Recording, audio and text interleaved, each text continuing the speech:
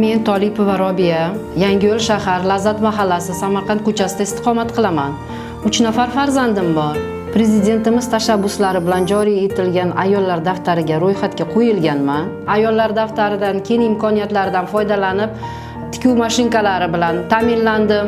Siz ayollarni ham ish bilan ta'minlaganman.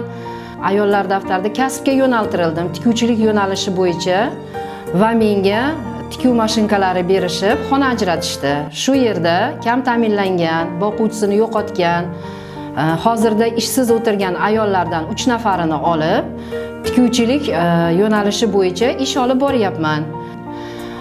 Ayollar daftarining imkoniyatlari juda ham keng ekan. Bizga o'xshagan qiynalgan ayollar, ishsiz ayollarni ish bilan ta'minlar ekan.